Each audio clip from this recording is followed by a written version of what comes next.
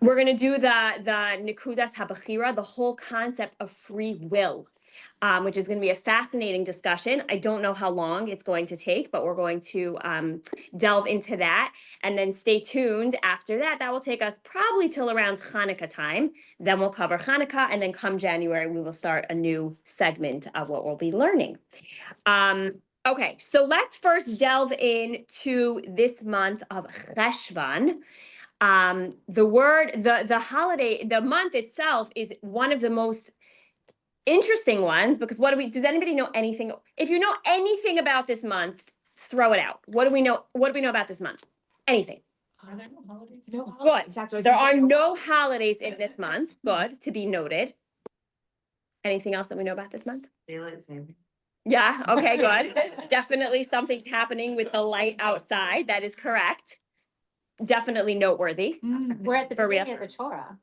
Okay, good. We're starting the Torah again. Good point. So anytime that we're going to look at a month, we're going to look at like all the things in the month, right? We're going to try to really understand it from a deeper place. If you've been learning with me, you know that each month has, we know it has a certain sign, it has a certain sense, it has a certain tribe, it has a body part that has to do with this. So we're not going to delve into all of it, but Cheshvan is a very interesting one. So my birthday is on the first day of Cheshvan, Aleph Cheshvan. I was born on Rosh Chodesh Cheshvan. Good morning. Hi. How are you? Hey, how you doing? Good. Thank you. We are, so I always used to think like, oh, like there's no birthdays in this, there's no holidays in this month, but like at least it's my birthday, right? Like I would always feel that way. But the truth is that the fact that there is no holiday in this month is trying to teach us something very big about this month. The word Cheshvan in Hebrew, the word chash means silence. There's a certain silence. And, Lori Palatnik used to joke that, after 120 years, when she goes up to heaven, she has one question for God. And she's going to ask, like, God, why'd you put all the holidays so close together? Why'd you chunk them all up like this, right? And it's cute. It's a cute line, and she's saying it jokingly, but obviously there is, what? It's a reprieve this month. It's so interesting. So you say the word reprieve. So what does this mean? So obviously the way that the calendar is set up is super intentional. There's not like, it wasn't a mistake. Like, it's not like we're going to be like, oh, it was a mistake. Wow. Sorry that you glitched the calendar like that. Everything happens for a reason. Rosh Hashanah, Yom Kippur, followed by Sukkot, followed by Shmini Atzeret, and then Simchat Torah. That whole culmination of everything, and then a month of no holidays, it's very, very intentional. So what's going on? So chash means silence. You've heard me speak about this concept before, but you can look at it. I'm going to say it in if I had a board here, I would show you the letter Aleph.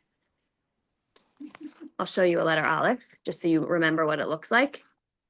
Can everybody see this tiny little thing? Does everybody remember what an Aleph looks like? It's almost like two tiny little yuds, connected by a vav. If you look at the Aleph, that's exactly what it is. It's two little yods connected by the letter vav. So from a more Kabbalistic point of view, what this is actually, when the Torah starts off with the word Bereshit, what it actually is telling us is bara shesh. Thank you. Everyone see how it's like a vav in the middle? Mm-hmm. And then there's like two, almost like little yods. One of them is more upside down than the other, but they're like two little yods. So yod in Hebrew represents God, godliness, spirituality. And one of them is coming from the bottom, right? The bottom of the Aleph, it's coming from here. And one of them is coming from the top in the letter Aleph. When it talks about God, when we work from this word Bereshit, we're talking about the Vav connecting these two aspects. There's two types of concepts of how we become inspired and how we connect to spirituality. One of them is coming from the top. You get showered down with it. Yeah, so like Rosh Hashanah, Yom Kippur, if you had a moment of inspiration throughout this month, God kind of says, I'm going to shower down a certain amount of spirituality and ways for you to tap in, and it's all going to be done for you. For those of you who have been in class, we learned all about the concept of Hamelach Basadeh. God was in the field. Like God is literally just like showering down availability, inspiration, spirituality. It's like all there. But then there's another type of inspiration, and that's the type of inspiration that comes from the bottom up, and that's the bottom yud on that aleph. And what that inspiration represents is that now the challenge becomes ours. The challenge becomes, what are we going to do with the inspiration that we received, right? Inspiration is beautiful. Inspiration is great. But inspiration without integration is worth very little. And oftentimes in life, we go through different moments in our life that inspiration could be showered down on us. It's called a gift.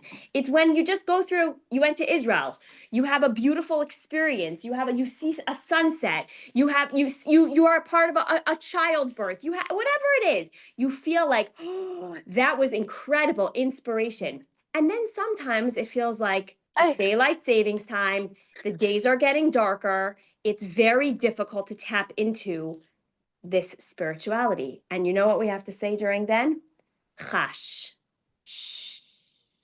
This is the time that it's time to just silence everything else and make it come from within, from the bottom up. Which one is easier?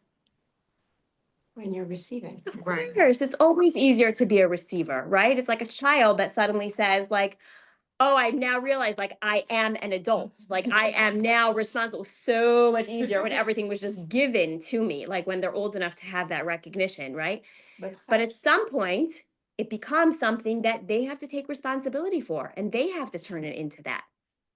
But Chash in Hebrew also, it's to feel. Yes, yes, exactly. What do you think the connection is between silencing and feeling, and specifically in this month? Right, Exactly. inner reflection. Right? Yeah. Exactly. So this is really the month all about, you say reprieve, I say reflection and integration. It's also, when you take a reprieve, you have time. Correct. Vacations are so beautiful, especially when you can take a breath, take everything that has just been happening and fill yourself up with a newness and a freshness. That reprieve can allow us to silence the mind, to silence ourselves, and to be able to integrate. Isn't that what Shabbat is supposed to be? That is exactly what Shabbat is supposed to be. That is a great example. So every week we're given like a microcosm of this experience, right? That's exactly right. Like the doing, the going, to now I come into being. I come into receiver mode. I'm no longer doing, I'm now in a receiver mode. So that is what the month of Cheshvan is all about. It is all about the power of being able to take inspiration, make it our own. It's so much easier. You know, I was one of the things that I mentioned in my Yom Kippur class was the concept of not needing approval from others to feel good about our own inner worth, you know? Not needing that extra, text, that extra compliment, that extra thing, but knowing ourselves, like, I know at my core that I am doing my best. I know that I am trying to deliver in this way. I know that I am showing up my best, despite what other voices are going on. It's hard. It's hard. It's not always so easy to be able to tell ourselves that. I can't speak for you. I can speak for myself, right? Oftentimes when I do get that feedback, it's like a feeling of like, oh, like now I feel complete. What I have been extraordinarily cognizant of in the last little bit of time is really focusing on not needing those voices, on really asking myself those questions to know for myself, how did it feel for myself? Because when we're relying on those other things, so we're relying on it. It's a crutch. And it's the same thing with these two concepts of the yuds, the top down and the bottom up, right? Like, yeah, it's like when God pours down, it's like the idea of like someone's giving you the compliment. You can receive it, you can take it. It's nice, it feels good, but that's not really where the work lies. To make it an integral part of who we are, that comes from the bottom up. Does it take a little bit of sweat? Yeah, I would say this month takes a little bit of sweat to show up with integration, to show up with strength, to show up with spirituality, to show up with connection. It's going to take a little bit more work. It's not so easy. But this is what this month is about. So why Okay? they call it Mar Cheshvan? So why is it called Mar Cheshvan? Because it has no holidays. They said Mar in Hebrew it's bitter. Yeah. It has no because holidays. it's no holiday. Yeah. But in the other hand, it's giving you the energy to continue life. Mhm. This is the time for you. Exactly. Because of the holiday. Exactly. This is the time. And how appropriate that it's right now, reprieve, Sheket. On the day that the live hostages were returned, we reached out to some of our Israeli friends and her response was, and now Israel should have Sheket. Yeah, amen. Exactly. So I actually was thinking the same thing, and then I wasn't going to say it yet. I was going to wait to say it next, but I'll say it now. Another very important event that happens in this month is the yahrzeit on the 11th day of Cheshvan. We have the yahrzeit of Rachel Imenu, of our foremother Rachel. Rachel was known for her words that are written on her tombstone is Rachel mevaka al baneha, that Rachel cries for her sons, and it goes down minikolech mibechi. It has the whole thing, and the last words are written v'shavu banim ligvulam, and the sons will return to their borders. So please God, we should see these 15 families returned, but it is not a coincidence, these 15 bodies, it is not a coincidence that right on the cusp of entering into the month of Cheshvan, this return happens. It also was not a coincidence that it happened on the day of Hoshana Rabbah, which literally in Hebrew means great salvation. There was real divine intervention, and exactly what you're saying, that this month is the month of Shaket, and it also is the month of V'shavu banim ligvulam. Whenever somebody very righteous passes away in a certain month, you always have to look at like what that event brings. There are some very holy rabbis, some very holy women. So Rachel, our foremother, this becomes the focus of the month. In school, when I was growing up, we would decorate bulletin boards for each month. And we were doing a podcast with my friend yesterday. I'm very excited to drop this podcast. She was also saying the same thing. I have the same memory.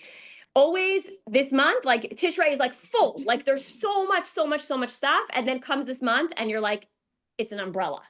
Like, great. Like, this is the month of rain. You know, we start saying the prayer for rain. And for this is the time of year. And also we would put the picture of Rachel's tomb because we're connecting the essence of this month to Rachel's yahrzeit, to her passing away. Rachel was somebody, well, let's get there in a minute. Okay, so that I wanted to just mention there for a moment. Devorah, Yes. so when you're talking about doing the work from the bottom up, Yeah. I find that the worksheet that you provided for Rosh Hashanah, I actually didn't get to it before Rosh Hashanah. I did before Yom Kippur, but I think it kind of goes hand in hand, like to look back at that now, because you had one of your questions about like, what do you want to do in the coming year? Like what's something, so I just wanted to bring that up. I think that's a good thing to look I love that at idea. now. I love that idea. That's right. Like all that inspiration that we had and the clarity that we had as we're in those intense moments of building for, Rosh Hashanah, Yom Kippur, to look back on those reflections and to really think, like I always say this, Rosh Hashanah time, but like New Year's resolutions are great, but how many people sign up at the gym and then membership goes up in January, but by the time they get to March, their numbers are back to where they were. Like a New Year's resolution is great, but if we can't stick to it, and that's why I said just like make it really tiny and small. But I think I love that idea, just going back to that integration. Like we said it was there, and now what are we doing with it? Okay, so I have to give a shout out to Nancy. She's not on, but she'll watch this recording. Nancy just got me this beautiful new journal, and it's so well done. It's a monthly journal. She just gave it to me for my birthday. And it starts in the month of Tishrei, and it goes through each month and it's talking about the different concepts that we're talking about. But I love some of the points, the quotes. I just grabbed it because I just looked at it last night, and I wanted to just point out a couple of things. But before I get to some of the quotes in here, I also want to mention it is not a coincidence. You said we start the Parsha, we start the Torah again. But do you know what else actually physically happened in this month? That's in this week's Torah portion, Parshat Noach, and that is the flood.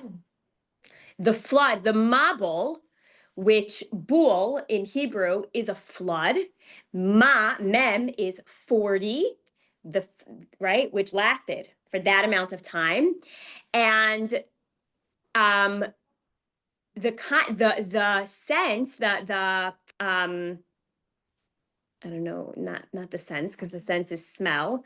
I'm forgetting the thing. The thing that this month is connected to is the element of water. I'll just say the element. The element that this month is connected to is the element of water. What's very interesting about water is that, and it makes sense that it's connected specifically to Cheshvan, in addition to the fact that we pray for water and we see physically that there is more rain during the season, water is the element that it takes on the shape of whatever it's in. It has that flexibility. So similar to the silence of Cheshvan, where we have to become the vessel. It's like a blob, right? Like this month is just bleh, until we give it, same like water, until we give it that surah, until we give it that shape, until we give it that intentionality, until we really think about what we want to do. And of course, we know that water, similar to the other elements also, but we know water has the power to give life. Water can also destroy life, right? Everything with its own. So just thinking about that essence of water and that flexibility and how we're using that during this time of the year, of the month. Okay, so just wanted to point out this quote. We'll go there in a second.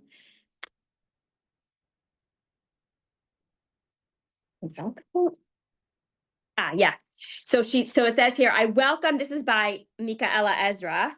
It says, I welcome the quiet unknown. My worth is not in my doing. My worth is in my being.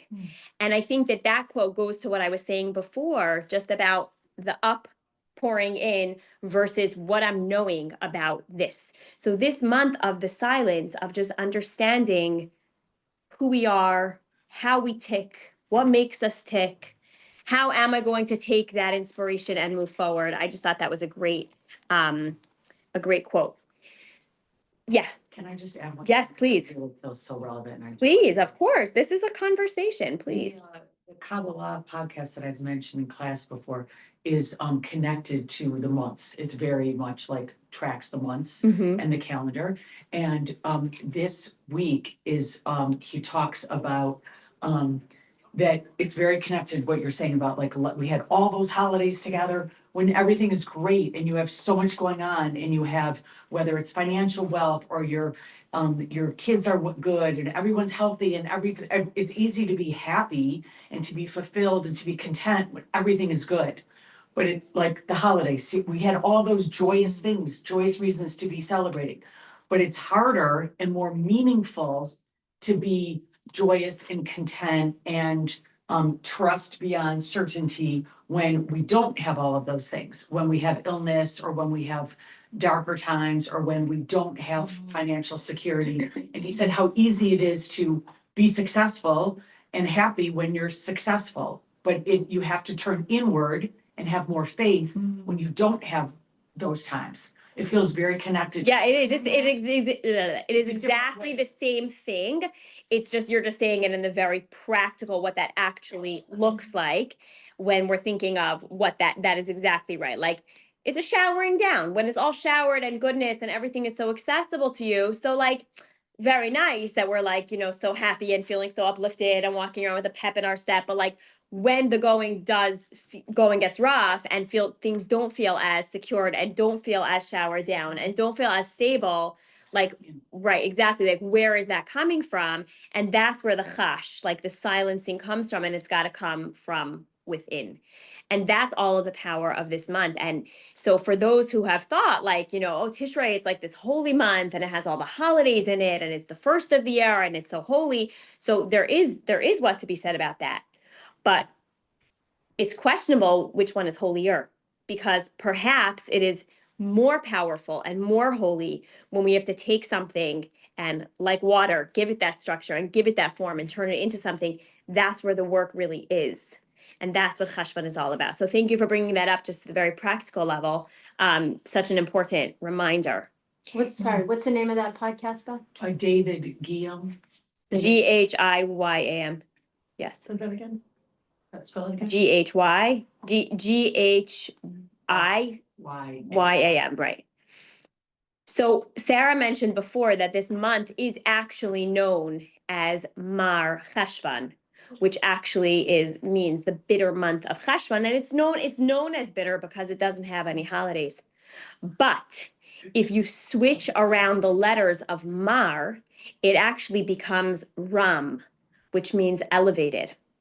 And in Hebrew, we always play these games. Everything. The letters, we always are looking how things read backwards, how things, if you switch around things. So there is also that power that Mar Cheshvan can also, if tapped into in the right way, if we can utilize this time, then it becomes Ram Cheshvan. It becomes this month of elevation. So I think that's a very beautiful idea. And I'm actually going to read to you. So so this is the month of Scorpio, right? This is a Scorpio, and in Hebrew, the Scorpio is an akrav. Akrav. A Exactly. what? No, it's called an akrav, not a crab. I was like, what? No, different animals. Akrav. Like, yeah. Akrav. It's an akrav. That means a scorpion. And Oh. akrav, well, there's what to be said about. Oh, she made it. You made it. Okay, I'm so happy. I'm gonna actually read to you this paragraph because I love the way he says it. First of all, sorry, this is a women's book. Akrav is related to the word ikar in Hebrew. Ikar means essence, okay? It means the essence. What she says is it is an essential invitation this month to practice rising after a bitter descent. Okay, so Beth, this is exactly what you're saying. Resilience moving forward, even when things feel difficult, is an expression of hope and possibility. And that's what it is. So that comes from the ikar and the akrav from that idea of the Scorpio. Okay, there are a few other interesting points of this month, but this is perhaps a month of it is noted to be a month of redemption, a month where the Second Temple was starting to be rebuilt during this month. Yes, go ahead. You're looking for of what you were saying about Ikar? Just that akrav, a Scorpio, is the same root as the word ikar, which means the essence. So she's saying that the essential invitation for this move is to practice rising above after a bitter descent. That is what the essence of this month is supposed to be, and that is an expression of hope. How does this month line up like in our calendar? Like when does this month start and when does it end? Like how does it line up to November? Well, every month it's going to be different because the lunar and the solar calendar. Right, But right. this year, This year? well, it's like- starting on Wednesday. Okay, It's starting on Wednesday, then 30 days. okay.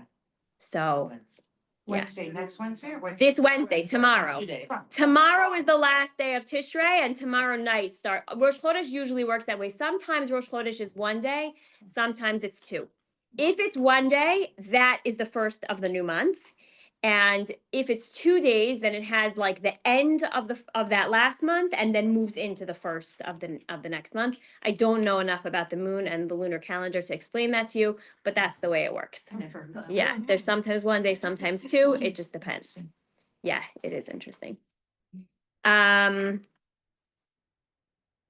Okay, so and then just also the whole idea of it's connected to the sense of smell, like I mentioned before. So, smell is such a powerful thing. I always talk about this when I make challah, when we're doing challah bakes, because you could walk into a home or when you pass by a bakery. I have this a lot when I go to, it's not a lot. I have this when I go to Israel. I don't go to Israel a lot, but when I go to Israel, I have this. Like, you're in a certain spot because you smell something. Like Marzipan Bakery, you're there already from like a block away. You're like, you could be blind and you're like, I have arrived at Marzipan. Like the smell is so strong. And when you smell challah, when somebody smells challah, it's like the feeling of Shabbat. It's like, this is the feeling of Shabbat mixed in with chicken soup, and it's like really Shabbat. But I always love it when my kids are like, oh, it smells like, because what is smell? What does smell represent? What does smell do to us? It has the power to Ingrained Oh, in- good. It has the power to trigger a certain memory through the power of smell, and then you can almost like feel a certain way. How many stories I have read about, Holocaust survivors that in their youth their mothers were making challah, and how when they would when they were post-Holocaust and they would walk by certain homes or certain places and they would smell that smell of challah, it would like whoop, like it just brought them right back to their childhood when their mother was making fresh challah for Shabbat. It's unbelievable. In addition to that, we know that on Saturday night in the Havdalah service, what do we do? The smell. Besamim. Yeah. We smell. We are bringing in a certain, we are pulling our sense of smell into ourselves.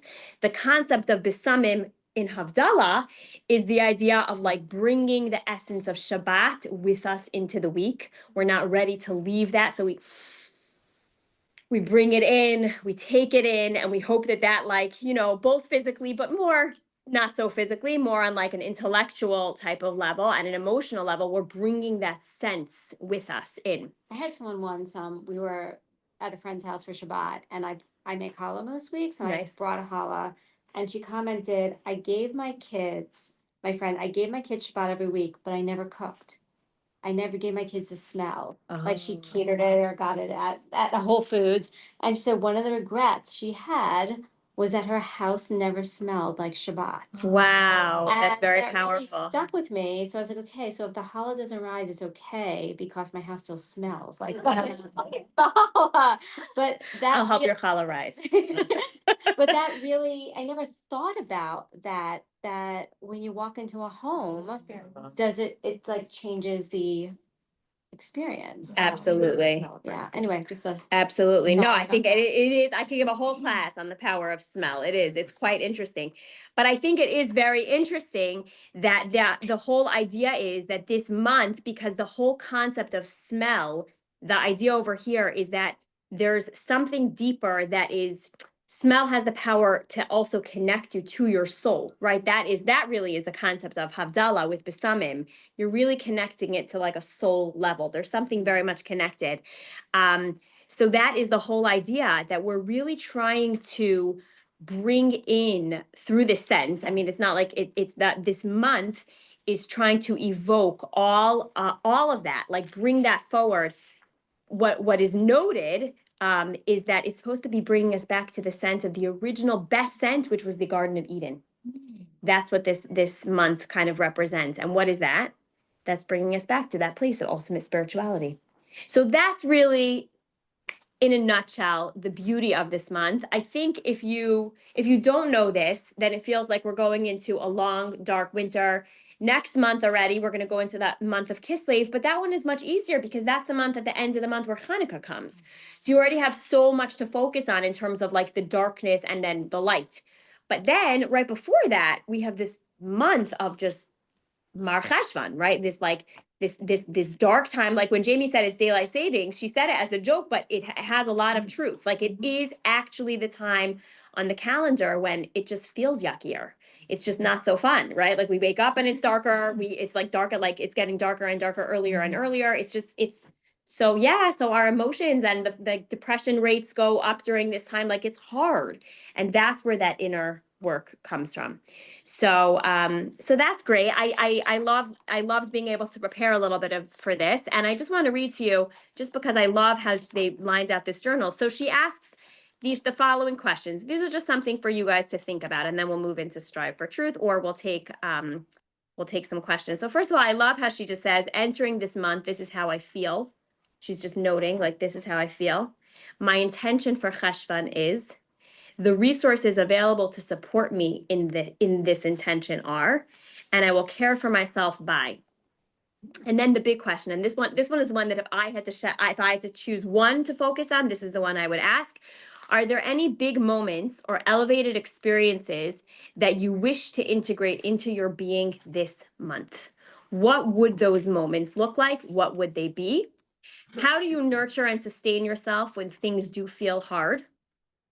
How can you gift yourself some retreat and replenishment this month? This is a great book. Yeah. Yeah, there's two more. I'm going to show That's with your you. Cheshvan worksheet, those questions. I know, I should really just take these and send them out. You know what? I'll do that for you. I'll send these out. I'll write these out for you. But I want to give credit to At the Well. First of all, thanks, Nancy. Nancy's not even here. Wait, what is it called? Okay, it's called At the Well. I don't even know where you could buy this. Maybe on Amazon. Moon by Moon, a guided journal for a year of well-being. There is, I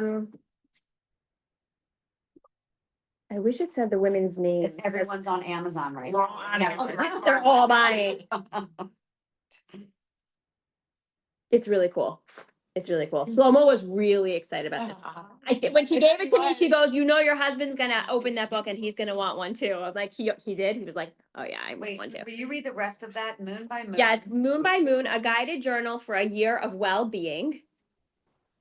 And also, what I love about, they did a great job in this. At the Well Project, you can buy it. So that's why I don't know where she got it, because this is a project. At the Well is a project. My Okay. husband has had For a few of the $54. women who are involved in this on his Oh, wow. podcast. When you say project, what do you mean?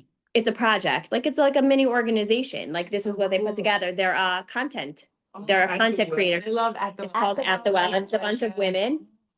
Clearly. Yeah. Exactly. So cool. Yeah, At the Well. That's where it's Jewish women. We should And, do something with that. Maybe this is why my husband loved it the most, but it goes, it talks about the four elements, the aspects of each one. Yeah, he was already sold. He saw the four elements. He's like, it's my book. The four elements, it goes through the spiritual energy. And I look at this, guys. I love this because it breaks down this chart, Hebrew calendar at a glance, and it goes through the months, the element, the spiritual energy, the zodiac, and the sense. It's amazing. So even just from looking at this, you already get like a sneak peek into what this month is all about. But I will, as per Sharon's suggestion, I will take these beautiful questions and type them up for you and send them out. But I just want to read through the last two.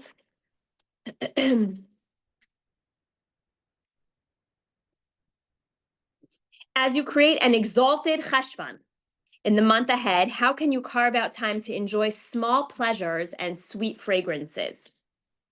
And then the last one says the letdown feeling of Cheshvan is real. How will you nurture yourself and keep moving forward this month? And the quote on the other side says, falling is part of going forward. So as we know, Sheva Yipol, Tzadik Bakam. So that's your snippet into Cheshvan. We have about 15 more minutes. So well, first of all, any questions, comments, thoughts, takeaways on this, or anything else that you need more expounding upon? Yeah, we'll start with Gail. I love, most people don't know that the zodiac is a Jewish thing. Yes. I love, like, if you keep bringing that in and. Yeah, beginning to- but also I do recommend listening to Shlomo's podcast on the zodiacs and on astrology and kosher astrology, because it's very tricky. And it's not, it's, there, in Judaism, there's some things that the same thing can either be kosher or totally not kosher. Astrology is one of those. You can use it in the totally wrong way, or you can use it in the totally right way. So we will always will for sure always use it in the right way. But the guy who wrote the book called Kosher Astrology, he explains it a little bit. He breaks it down a little bit about what it means.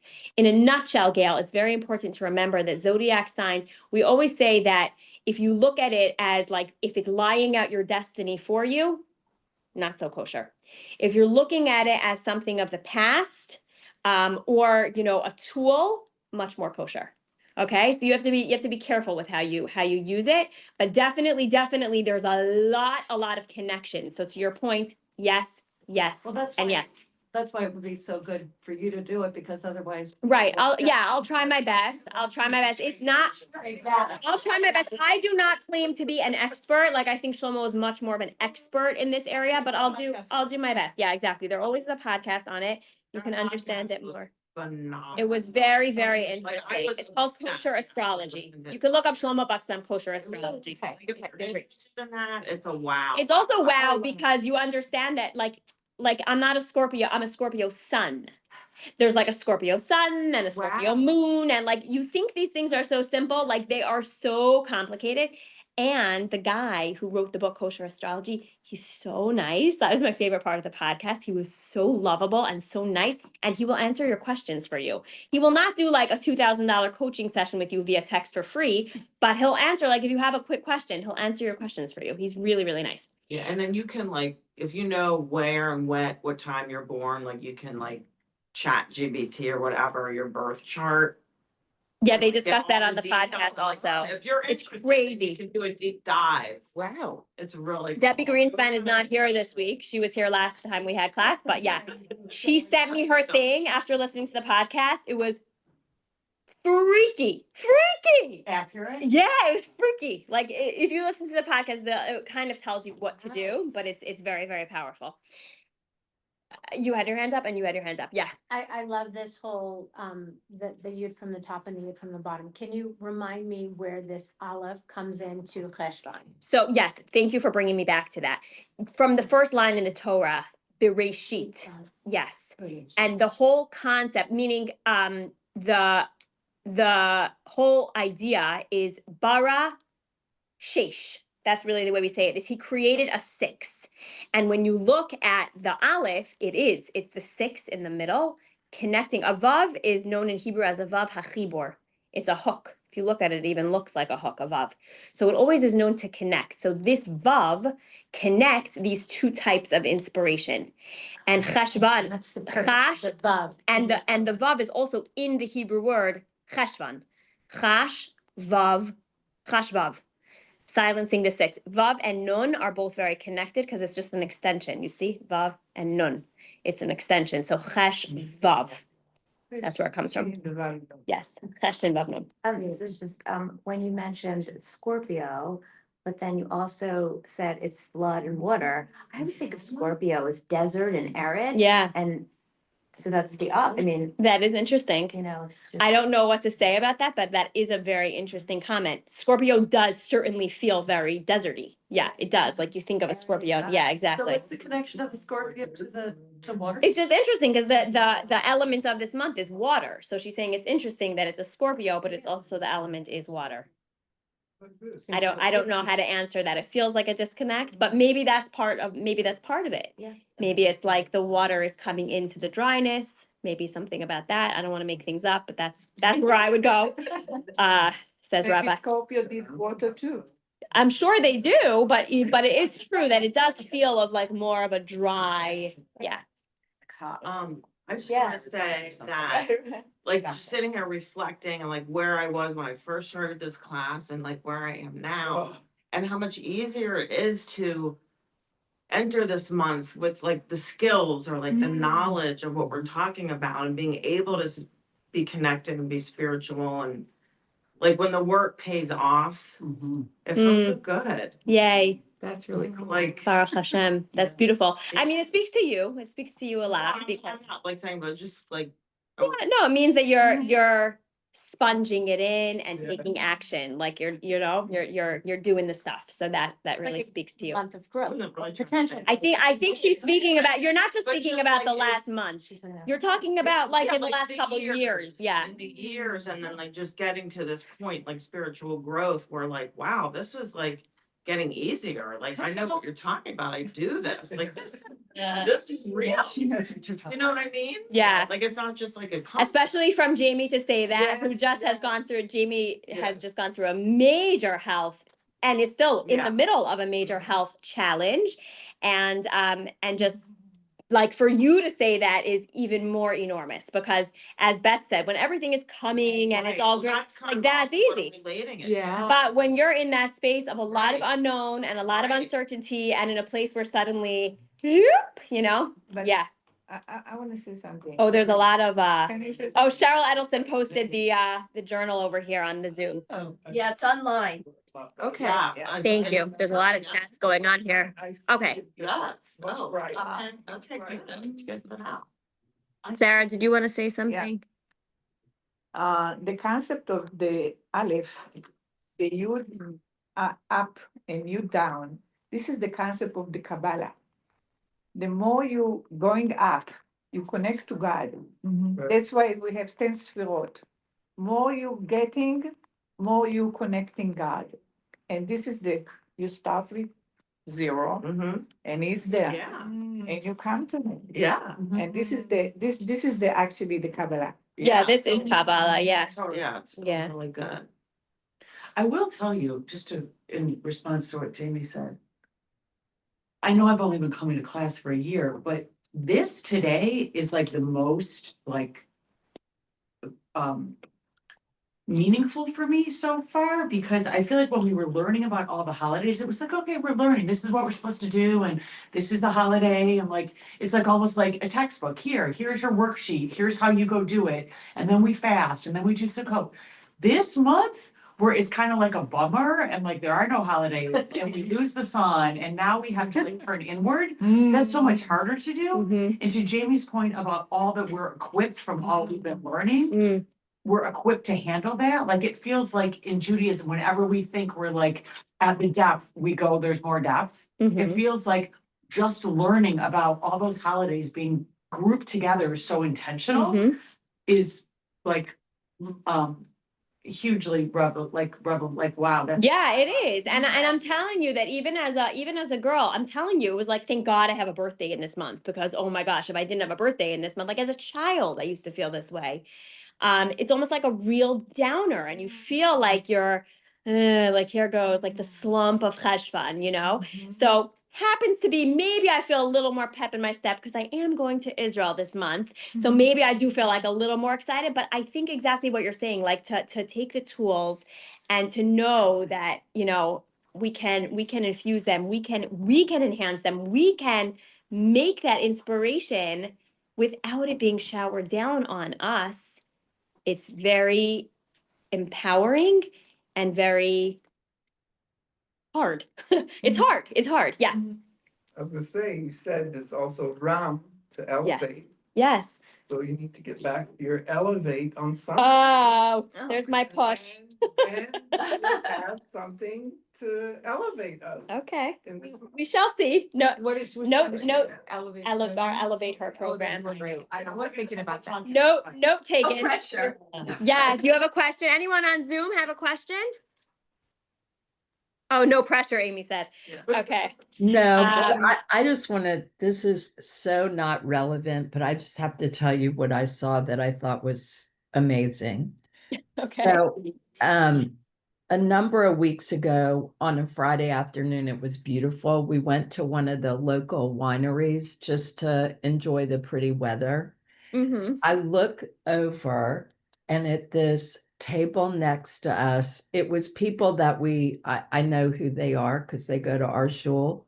They had a challah and candles that they were going to light at the winery, like with everybody, you know, with all these strangers around. I thought it was Oh, that is beautiful. and I was, and I said to them, oh my gosh, I love that you brought Shabbat here to this public. That is so nice. That was just, it gave me an idea for the future. That is beautiful. I love that. I love And that. I just want a plug for Elevate on Sunday.